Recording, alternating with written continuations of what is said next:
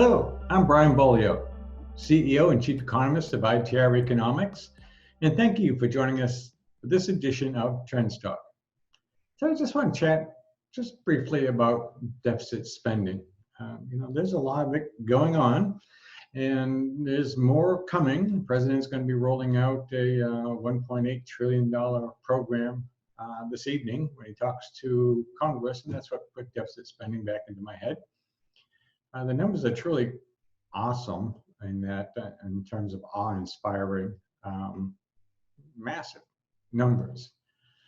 10-year plans for spending, taking 15 years to pay for it, as if the world was just going to sit still. And all the while, we're told by various and sundry people, not necessarily the president, that don't worry about it. Deficit spending, there's nothing the matter with deficits. They get the economy going. They stimulate the economy.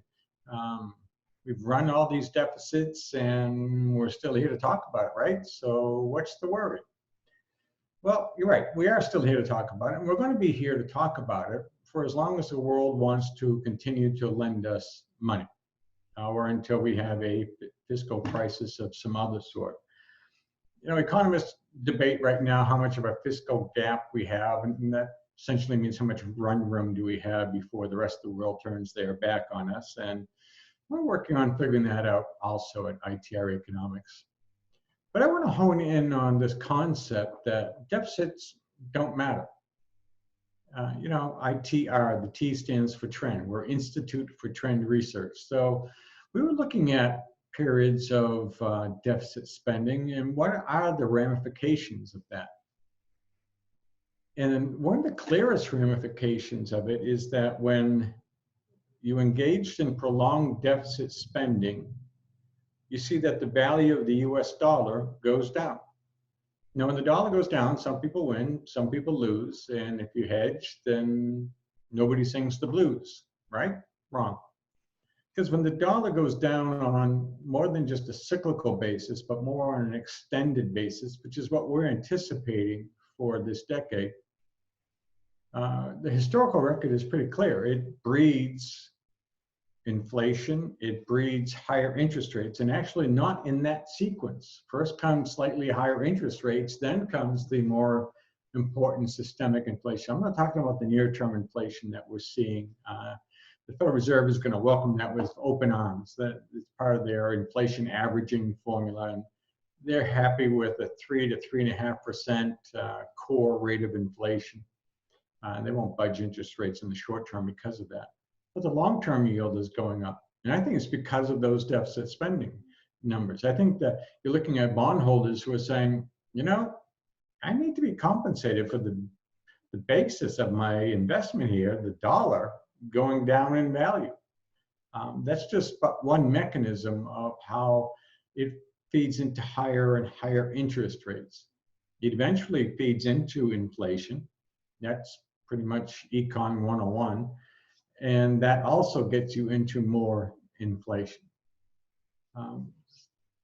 Higher interest rates, higher inflation, the more deficit spending we engage in, the higher both of those are going to go. So it's not immediate pain. So yeah, we can engage in deficit spending today, and it would have no consequence, none, if when things were going well, as they are today and will be through 2024, instead of engaging in additional deficit spending, we ran some surpluses. See, that was the ideal that Keynes put forth, is that during tough times, the downside of the business cycle, you engage in deficit spending and you prepare yourself for that by, during the good times, the up portion of the business cycle, you engage in surplus activity. We haven't run a surplus since the late 1990s, and it was not long lasting. The weakness of our system is, well, there are a lot of weaknesses. The prescription for the fix is probably a whole nother Trends Talk. Suffice it to say that it's easy for the politicians to engage in deficit spending because they have this tendency to say, we need to do it today to save the economy. That really means get ourselves probably reelected. And we're going to count on some future group of politicians or some future generation to figure this out. They'll engage in the surplus activity and it's all going to be good in the end.